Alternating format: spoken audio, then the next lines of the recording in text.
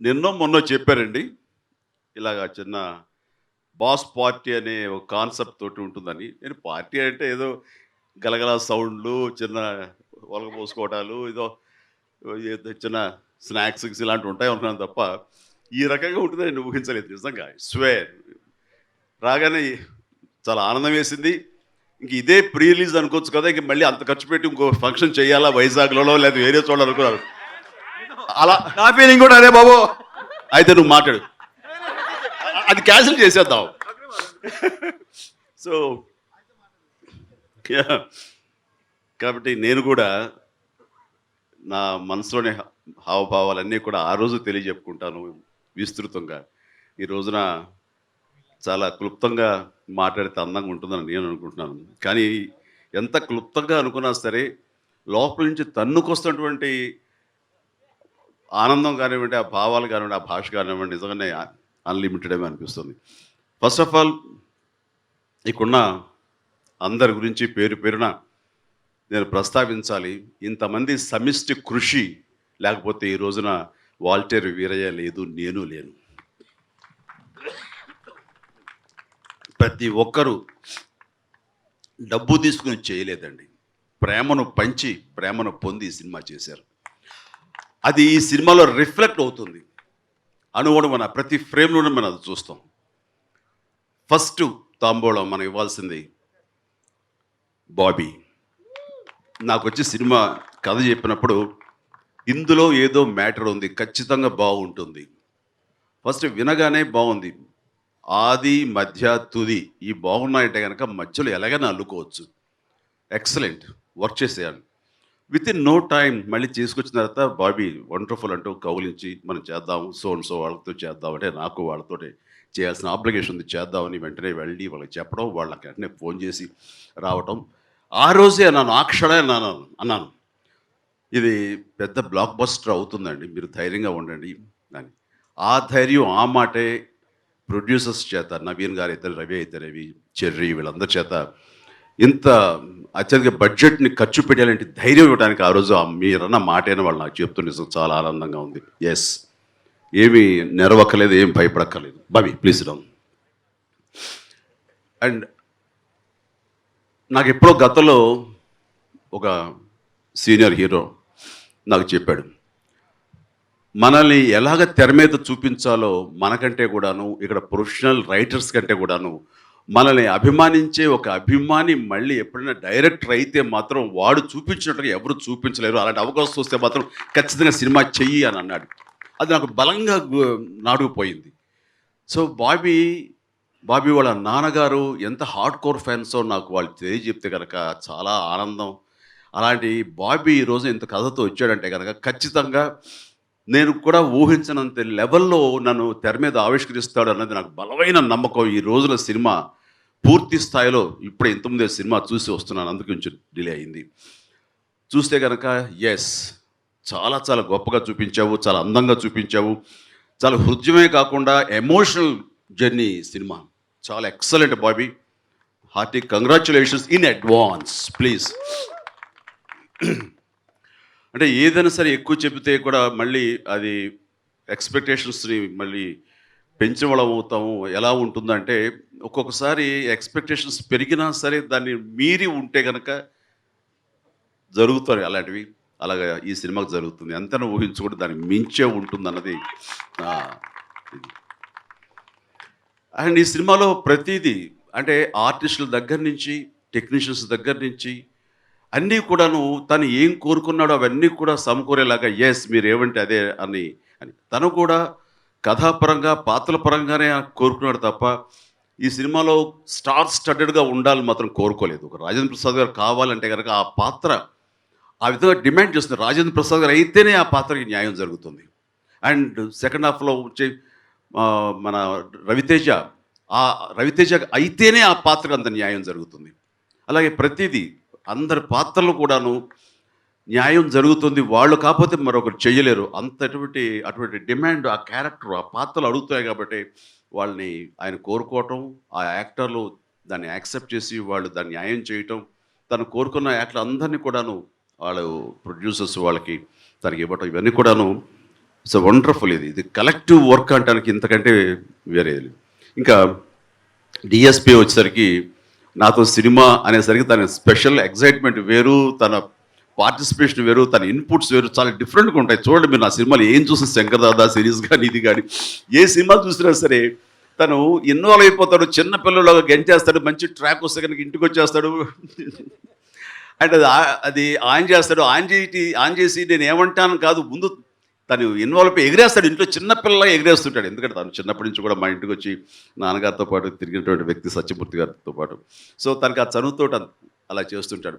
And ఈ సినిమాలో అన్ని నెంబర్స్ చాలా అత్యద్భుతంగా ఇచ్చాడు. అండ్ వెరీ బ్యాలెన్స్గా మాస్ ఇచ్చాడు, క్లాస్ ఇచ్చాడు. అలాగే హార్ట్ టచ్ చేసేటటువంటి కొన్ని సిచ్యువేషన్స్లో అవి కూడా చాలా బాగా ఇవ్వగలిగాడు. అవి హృదయాన్ని కట్టి పడేస్తాయి.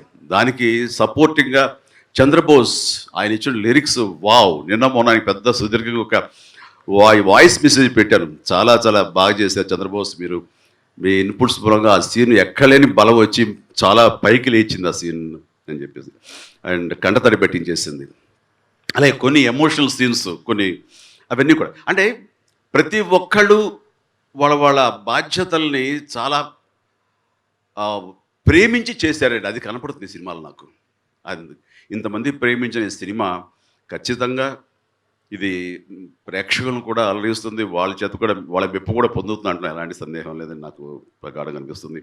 ఇక యాక్షన్స్ విషయానికి వస్తే రామలక్ష్మణ్ మాస్టర్ నాకు వాళ్ళు ఫైట్ మాస్టర్లు ఎంత బాగా చూపిస్తారు, ఎంత ఇదిగా నన్ను తెర మీద పోరాటాల సన్నివేశాలుగా చూపిస్తారని తెలుసు నాకు.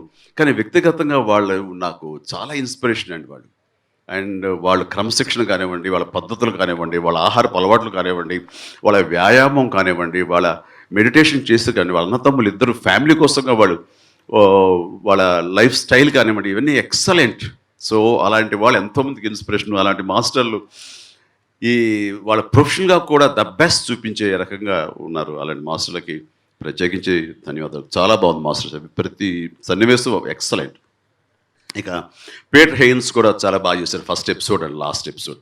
సో పీటర్ హెయిన్స్ కూడా నా అభినందనలు. తెగ కష్టపడే పాపం, అంతా ఇంత కాదు అలాంటి పీటర్ హెయిన్స్కి. అండ్ ఇక్కడ ప్రతి ఒక్కళ్ళు ఇంకా ఆర్ట్ డిపార్ట్మెంట్ ప్రకాష్, ఇది చూస్తే కానీ తెలుస్తుంది అసలు చాలా డీటెయిల్ తోటి చాలా బాగా చేశారు. ఎంత ముచ్చటపడ్డానంటే నేను ఎప్పుడో ఏదో సినిమాకు ఒక ట్వీట్ చేశారు ఒక ఆర్ట్ డైరెక్టర్ గురించి, మళ్ళీ తిరిగి ఈ ప్రొడక్షన్ డిజైనర్ తన ప్రకాష్ కోసం నేను స్పెషల్గా ట్వీట్ చేయాలనిపించింది. అంత బాగా చేశాడు ఆర్ట్ వర్క్ ఈ సినిమాలో. So excellent Prakash. ఇక శేఖర్ మాస్టర్ నా స్టైల్ని పూర్తిగా పట్టేస్తున్నాడు శేఖర్ మాస్టర్. అండ్ మొన్న 3+3 days 2 songs కలిపి 6 days 6.5 days 7 days చేసేసాం. అంతా స్నోలో, అంతా ఇది ప్రతికూల పరిస్థితుల్లో, వాతావరణంలో అండ్ పరిగెత్తించి చేసాము. నేను అలా పరిగెత్తాను. Excellent master. ఇందాక సాంగ్స్ చూస్తుంటే కనుక గ్రేస్ అది మళ్ళీ ఇందాక ఎవరు అన్నట్టుగా 1993 గ్యాంగ్ లీడర్ ఆ రోజులు గుర్తుకొస్తాయంటలో కొంచెం అతిశక్తి ఏమో అనుకున్నాను, కానీ ఇందాక చూసిన తర్వాత మాత్రం no, yes they are right. అంత బాగా వచ్చింది మాస్టర్, చాలా బాగున్నాయి. అండ్ ఇక ఒకళ్ళే ఇంకా మా డిఓపి గారు ఇందా చెప్పినట్లుగా ఆయన రేస్ గుర్రంలో శృతి హాసన్ అన్నప్పుడు నాకు ముందు ఆయన్ని అబ్జర్వ్ చేశాను. కొత్తలో ఆయన sir wonderful work sir, please అవును sir please thank you. And ఆయన వర్క్ చేసేవారు. అండ్ ఎలా ఉందనేది ఫస్ట్ మనం చూసేది షార్ట్ కట్ అనగానే ముందు డిఓపి వైపు చూస్తాం. ఆయన బాగుంది అంటారు, ఏమంటారు కొత్తలు నవ్వు ఇలా ఉండారు అనమాట. ఆ నవ్వు అంటే దాంట్లో వచ్చి మనం అర్థం తీసుకోవాలి ఎక్సలెంట్ అని. ఆయన నవ్వకపోతే కనుక సార్ వన్ మోర్ బాబీ అని, ఆయన నవ్వలేదు అందుకని వన్ మోర్ అలాగా ఆయన నవ్వుతారు. బట్ రాను ఆయన ఎంత ఎంకరేజ్మెంట్ అంటే ఒక ఓషన్ ఎపిసోడ్ ఏదో చేసాం మేము, ఒక పడవలో ట్రావెల్ లాంటిది చేసినప్పుడు 7 days ఆ వాటర్లోనే ఉండి అక్కడే నాని అక్కడే ఉండి ఆ తడితోనే బ్రేక్ లేకుండా తిని అలా చేయడం చూసిన తర్వాత సార్ నాకు తెలిసి ఆయన ఫస్ట్ మాట్లాడిన మాట నాతోటి, నాకు తెలిసి ఏ హీరో కూడా ఏ లాంగ్వేజ్లో నేను చేసినటువంటి చాలా లాంగ్వేజెస్లో ఏ హీరో చేయరండి, ఎవరైనా సరే ముందు డూప్తో చేసేసుకోండి, ఆ తర్వాత 2 days నేను వచ్చి ఏమీ క్లోజప్స్ కావాలో క్లోజర్ రేంజ్ ఏదైనా ఉంటే కదా నేను చేసి పెడతాను అంటారు, వెళ్ళిపోతారు. మీరేంటండి ఆ ఫైటర్స్తో పాటు మీరు అక్కడ కూర్చొని చేశారంటే అంటే చెయ్యటువంటి ఇలాగే కదా ఇంకెలా చేస్తారు. రెండో విధానం నాకు తెలియదు. ఫైటర్స్తో మాత్రం కూర్చుని అందరిలాగా చేయాలి. వాళ్ళు ప్యాకప్ అంటే వెళ్ళిపోవడం, షాట్ ఉందంటే రావడం. ఇంత మించి నాకు రెండో విధానం తెలీదు. ఒకటే విధానం వాళ్ళతో పాటు కూర్చోవడం, పని చేయడం తప్ప ఇంకోటి ఏం లేదు. నేను చేయని షాట్ డూప్‌తో చేయించుకుంటే తర్వాత నేను చేస్తాను. క్లోజప్స్‌లో నేను చేస్తానంటే నాకు తెలీదు. సో, అది ఆయన ప్రతిసారి రాను, రాను, రాను ఎంతో ముచ్చట పడిపోతున్నారు. అండ్ ఇక్కడ ఒక ఇదే సెట్‌లో ఒక సాంగ్ చేస్తూ మాస్ సాంగు మధ్యలో బ్రేక్ ఇచ్చి వెంటనే శంషాబాద్‌కి వెళ్ళిపోయి అక్కడ షాద్ నగర్ అనుకుంటా. అక్కడ ఒక సెట్ ఉంది. అక్కడ ఓషన్ తాలూకా చిన్న మిగిలిపోయిన బ్యాలెన్స్ చేయాల్సొస్తే వెంటనే బయలుదేరిపోయి దారిలో వెళుతూ, వెళుతూ లంచ్ తినేసి వెళ్తుంటే ఆయన చాలా షాక్ అయిపోయారు. సార్ నాకు తెలిసి ఏ హీరో చేయరని. నాకు ఇంకోళ్ళు చేస్తారా చేయరో తెలీదు కానీ నేను ఇలాగే చేస్తాను సార్. నాకు నాకు తెలిసిన విధానం ఇదే ఇలాగే. అందుకని అది మీరందరూ అది నాకదే. దెన్ ఇంకా 'ఊర్వశి' అసలు చాలా ఎనర్జిటిక్‌గా ఉంది. ఆ సాంగ్ ఎవరు పెడతారు ఏంటి అని చెప్పేసి అనుకున్నప్పుడు 'ఊర్వశి' కనపడగానే ఏ ఉ what okay 'Urvashi' please sit down. Thank you and you done a fantastic job and together yeah. ఒక్క నిమిషం చెయ్యి అతుక్కుపోయింది.